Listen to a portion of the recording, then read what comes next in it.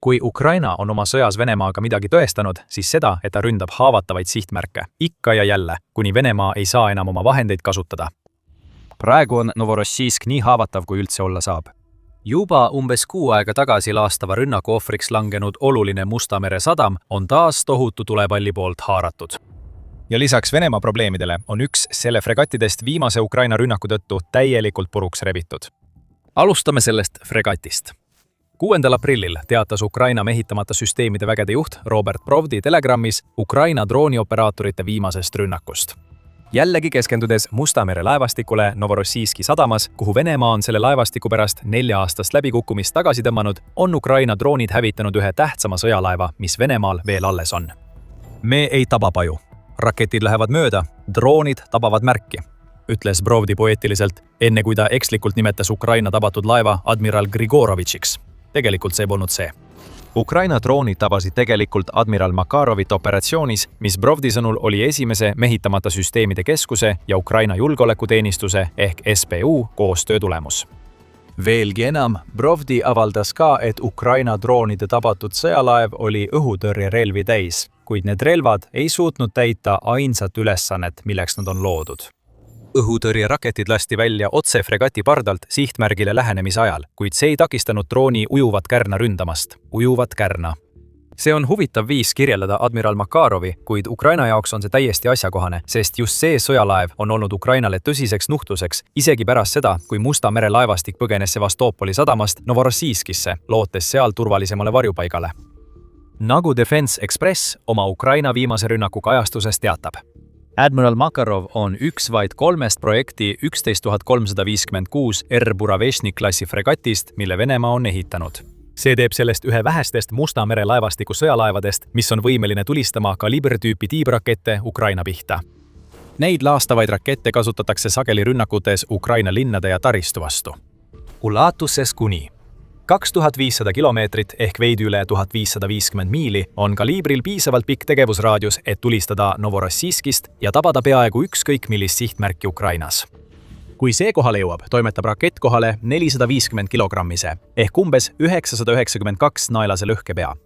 Ja seda on uskumatult raske peatada, kuna tegemist on maapinda järgiva tiibraketiga, mis suudab liikuda üle heelikiirusel. Kaliiberraketide eemaldamine Ukraina sõjast on prioriteet. Mis oleks parem viis selleks, kui tabada üht vähestest Venemaale jäänud laevadest, mis suudavad neid tulistada? Defense Expressi andmetel oli admiral Makarov viimane Mustal merel tegutsev sõjalaev, mis oli võimeline tulistama kaliibertiibrakette. Selle hävitamine, eeldades, et Ukraina on suutnud laeva jäädavalt rivist välja lülitada, on Putinile suur löök, kuna ta püüab jätkata õhurünnakute kampaaniat, mille käigus Venemaa tulistas märtsis üksi Ukraina pihta 138 raketti. Hämmastaval kombel oli see suur kogus 52% võrra väiksem kui eelmisel kuul, mis näitab, kui intensiivseks on Venemaa raketikampaania muutunud. Admiral Makarovi kahjustuste ulatust hinnatakse endiselt. Aga kui rünnakust ilmunud kaadrid midagi näitavad, siis võib Ukraina olla just ühe Venemaa tähtsaima sõjalaeva lahingust välja löönud. 2-minutilises videos, mis avaldati pärast rünnaku väljakuulutamist, toob Ukraina esile, kuidas nende droonid tabasid Vene fregati lisaks teistele sihtmärkidele, millest räägime hiljem. Me näeme isegi, kuidas admiral Makarov tulistab meeleheitlikult õhutõrjerakette, mis ei jõua kaugeltki Ukraina droonideni, mis lähenevad Vene laevale. See video annab ka vihjeid selle kohta, milliseid konkreetseid droonitüüpe Ukraina selles rünnakus kasutas. Tundub, et Ukraina droonil on märkimisväärne laeng, mis seab FP1 ja FP2 peamisteks kandidaatideks kasutatud droonide seas. FP1 tundub neist 2 kõige tõenäolisem, kuna vahemaa, mille Ukraina droonid peaksid Novorossijskini läbima, on piisavalt pikk, et muuta FP2 ebatõenäoliseks valikuks.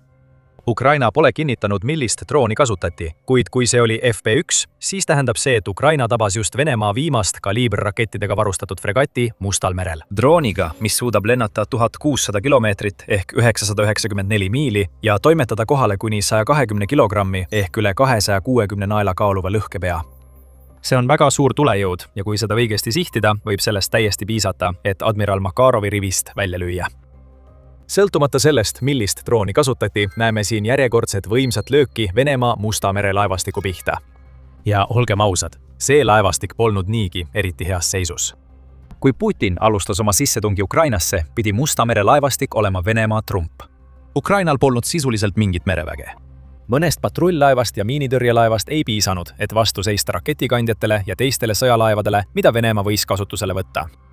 Venemaa saaks nende laevade abil Ukrainat oma suva järgi rünnata. See võiks võtta kontrolli Musta mere üle, peatada Ukraina teravilja ekspordi, jättes Kiievi ilma miljarditest dollaritest, mida saaks kasutada sõja jaoks, ning tagada turvalise läbipääsu Musta mere kaudu, et viia sõdureid annekteeritud Krimmist Ukraina mandriosale. Vähemalt selline oli plaan.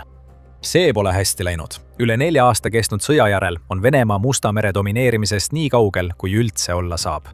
Ukraina on tõestanud, et nutikas rakettide ja droonide kombinatsioon, viimaseid on sõja jooksul arendatud palju ohtlikumaks kui kunagi varem, oli enam kui piisav, et peatada Venemaa kunagist hirmuäratavat laevastikku.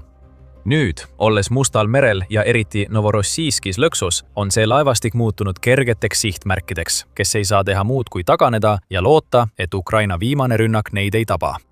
Rohkem kui 1/3 Musta mere laevastikust on hävitatud riigi poolt, kellel endal tegelikult mereväge polegi. Admiral Makarov lisab nendele kohutavatele numbritele veelgi, eeldades, et Ukraina viimane rünnak oli piisav selle laeva hävitamiseks. Venemaa on korduvalt tõestanud, et ta ei suuda kuidagi toime tulla asümmeetriliste taktikatega, mida Ukraina nüüd Musta mere laevastiku vastu rakendada suudab. Selle laevastiku mõju Ukraina ekspordile on nüüd tühine. Ukraina on edukalt tõrjunud Venemaa sõjalaevad oma ekspordikanalitest eemale. Nüüd, nagu näeme Admiral Makarovi tabamisega, keskendab Ukraina oma jõupingutused Musta mere laevastiku vähestele alustele, mis on võimelised kaugelt Ukraina maismaad ründama. Nende sõjalaevade hulka kuuluvad raketiristlejad ja fregatid, mis on võimelised tulistama kaliibertüüpi rakette. Kui Ukraina suudab need rivist välja lülitada, muutub Musta mere laevastik Venemaa jaoks piinlikkusest täielikuks ebaoluliseks teguriks Ukraina sõjas. Kuid kui Admiral Makarov põleb, on olukord Mustal merel veelgi teravnenud. Laevade vastu suunatud rünnakute taga on Ukraina loonud Venemaale veelgi suurema probleemi. Probleem, mis juba tekitas suuri raskusi Venemaa naftatööstuses ning mida süvendab veelgi teine Musta mere sihtmärk, mille Brovli oma 6. aprilli avalduses välja kuulutas. Aga enne kui selleni jõuame, kiire märkus. Te vaatate saadet The Military Show. Kui sa pole veel tellinud, siis nüüd on ideaalne aeg nuppu vajutada. Nüüd Admiral Makarov on Musta mere laevastiku jaoks suur kaotus. Venemaa jaoks on palju olulisem Sivaši isetõstev naftaplatvorm Mustal merel, mida Ukraina mehitamata süsteemide väed samuti tabasid koos Ukraina mereväe abiga. Tundub, et Ukraina patrullpaadid, mida Venemaa oleks pidanud suutma Musta mere laevastikuga hävitada, näitavad taas oma väärtust, kuigi tegeliku kahju teevad hoopis droonid. Oma aruannetes Ukraina rünnaku kohta märgib Kiev Post, et varem mainitud video vahetub poole pealt, liikudes rünnakult Admiral Makarovi vastu edasi. Seejärel toob see esile, kuidas Ukraina droonid viisid läbi esmaseid ja teiseseid rünnakuid Sivaši naftaplatvormi vastu. Sellest kaadrist näeme, et see naftaplatvorm on sama palju sõjaline sihtmärk kui ükskõik milline muu, mida Ukraina saab rünnata, et kahjustada Venemaa naftatööstust. Video näitab, kuidas Venemaa on sisuliselt muutnud selle platvormi kohaks, kuhu saab paigutada oma õhutõrjeradareid. Need olid Ukraina sihtmärgid selles rünnakus ja ta tabas neid sihtmärke mitu korda. Kaadrid on jäädvustatud droonide enda vaatepunktist, kui need põrkuvad Sivaši platvormiga. Videos on näha ka lühikesi hetki, kus paistavad väikesed paadid või mehitamata pinnalaevad. Viimane variant on tõenäolisem kui esimene, mis viitab sellele, et Ukraina saatis oma meredroonid puurtorni juurde, mis omakorda lasid välja FPV droonid, et rünnata platvormil asuvaid õhutõrjeradareid. Me teame, et Ukrainal on see võimekus olemas. Juba veebruaris teatas United24 Media, et Ukraina on välja töötanud meredroonid, mis sisuliselt toimivad FPV-droonide emalaevadena. Meredroon transpordib FPV-droonid sinna, kuhu vaja, läbides tohutuid vahemaid, mida FPV-droonid üksi läbida ei suuda. Seejärel lastakse FPV-droonid välja. Tundub, et Sivaši platvorm koges just selle tüüpi rünnakut täielikku mõju, mis toob esile leidlikud asümmeetrilised taktikad, mida Ukraina jätkuvalt Mustal merel kasutab. Oluline Vene sõjalaev põleb. Samuti põleb naftaplatvorm, mis oli muudetud osaks Venemaa Musta mere õhutõrjevõrgustikust. Aga kui sa arvad, et see on kõik, mida Ukraina on viimastel päevadel Musta mere piirkonnas teinud, siis eksid sa rängalt. Lisaks kõigele sellele on Ukraina korraldanud suure rünnaku Novorossijski Šeškari naftaterminali vastu, väidetavalt hävitades 2 sadama peamist kai ja mõned torujuhtmete juhtimissõlmed. See rünnak on täielikult peatanud toornafta laadimise selles sadamas, mis omakorda on andnud tugeva hoobi Venemaa naftaekspordisektorile, mis on juba viimastel nädalatel raskustes olnud. Nendele raskustele tuleme tagasi pärast seda, kui oleme käsitlenud Šeškari rünnakut ennast. Kievi Posti andmetel põhjustas Ukraina rünnak Šeškari naftaterminali vastu nii suuri tulekahjusid, et need on nähtavad isegi kosmosest. Kuid see ei ole see, mis Putinit tegelikult muretsema paneb. Ausalt öeldes harjub ta juba Ukraina droonidega, või peaksime ütlema droonide rusudega, mis põhjustavad tohutuid tulekahjusid, mis neelavad terveid rajatisi ja jätavad linna siluetid suitsu ja tuhaga kaetuks.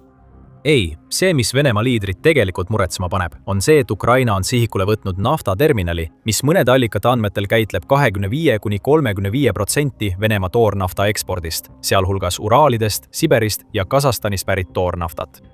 Kui Shashkari töötab nii nagu peab, suudab ta töödella 3–3,2 miljonit tonni naftat iga kuu.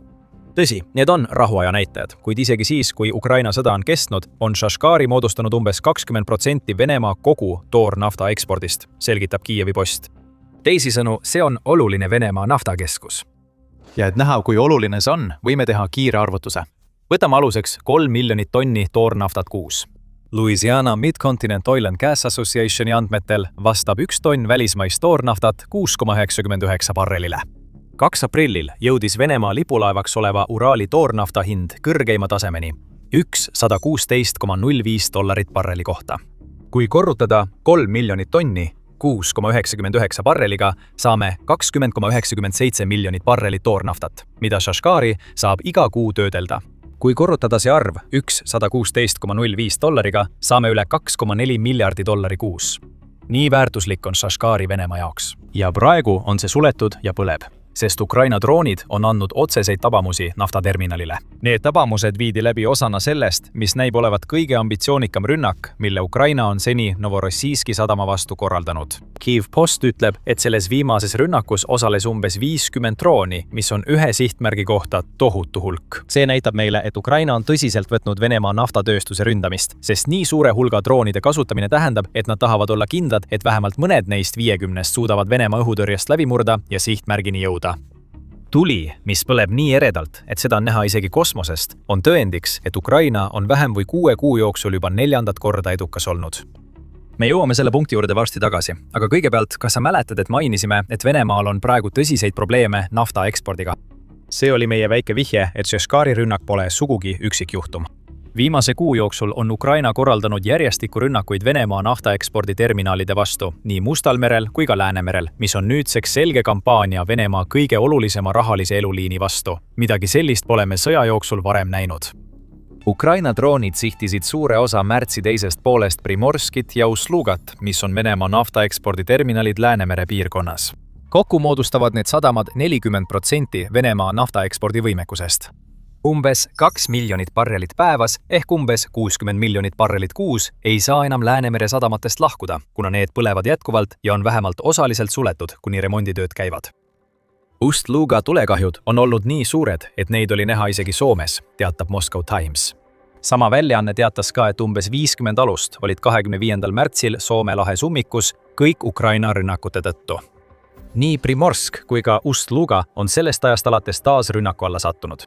Ukraina ei loobu oma eesmärgist takistada Putinil Venemaa naftatulude kasutamist oma sissetungi rahastamiseks Ukrainasse.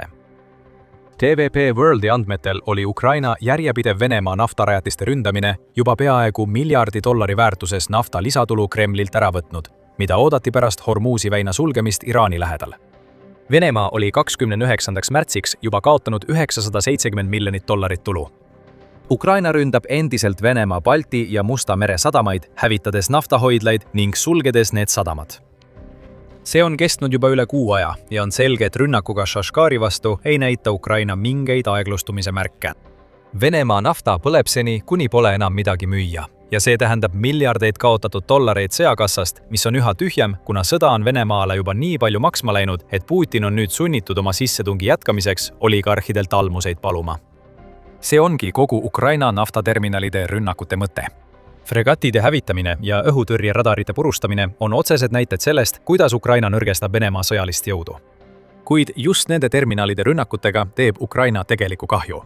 Iga dollar, mille Venemaa kaotab, eriti nüüd, kui naftahinnad on kõrgeimal tasemel viimaste aastate jooksul, on dollar, mida ei saa kulutada Venemaa sõjamasinale. Kui Putini rahakassa kuivab kokku, hakkab see masin lagunema, mis teeb Ukrainal lihtsamaks veelgi sügavamate löökide andmise ja vähendab survet oma maavägedele. Pole nii, et Putin võiks arvata, et halvim on nüüdseks möödas. Me rääkisime teile varem, et Ukraina on viimase 6 kuu jooksul tabanud Novorossijski 4 korda. viimane neist varasematest rünnakutest toimus 2. märtsil ja sihtmärgiks oli taas Shashkari naftaterminal. Selle rünnakuga hävitati terminali 7 naftalaadimisharust 6, teatas tol ajal Kiev Independent ning see viis kogu sadama sulgemiseni. Sama kehtib ka pärast seda viimast rünnakut. Huvitaval kombel sattus ka admiral Makarov koos admiral Esseniga selle 2. märtsi rünnaku ohvriks. Pärast seda rünnakut hinnati, et admiral Essen ei ole enam suuteline oma kaliibertüüpi tiibrakette tulistama. Tõenäoliselt just sellepärast ei olnud see viimases rünnakus sihtmärgiks. Mis puudutab admiral Makarovit, siis seda tabati taas ning Ukraina hindab hetkel tekitatud kahju. Selle fregati kaliibrvõimekus on nüüdseks rivist väljas. Ukrainal pole enam põhjust muretseda, et Musta mere laevastik kasutaks selliseid tiibrakette Ukraina linnade ja inimeste vastu. Seega on päevad enne 6. aprilli olnud Ukraina jaoks üsna viljakad. Fregat sai droonide poolt tabamuse, samuti ka õhutõrjesüsteemid naftaplatvormil. Viimase sihtmärgi hävitamine tähendab, et nüüd on Musta mere suunas turvalisemad õhukoridorid, mis peaaegu garanteerib lähitulevikus rohkem Ukraina süvalööke. Mis puudutab Shashkari, siis see põleb taas. Ja varem või hiljem saab Putin aru, et Venemaal ei ole enam ohutu sellest sadamast oma naftat eksportida. Ja kui Putin ise sellest aru ei saa, siis need tankerid, mis võtavad nendest sadamatest peale Vene toornaftat, saavad aru küll. Nad ei taha, et neid tükkideks lastakse, aga on võimalus, et see juhtub, sest Ukraina on võtnud kombeks Vene sadamaid rivist välja lüüa. Miks peaksid tankerid tahtma sellist riski võtta, kui see kogu aeg juhtub? See kehtib sama palju Läänemere piirkonna laevade kohta kui Musta mere laevade kohta. Oleme juba maininud Ukraina rünnakuid Primorski ja Usluga vastu. Kui soovid rohkem teada saada mõnest neist rünnakutest, mis viidi läbi Venemaa jaoks laastavate 3 päeva jooksul, siis vaata meie videot. Ja kui sulle see video meeldis, siis ära unusta The Military Show kanalit tellida, et sa jääks ilma meie kajastustest Ukraina sõja viimaste arengute kohta. Ja nagu alati, aitäh vaatamast!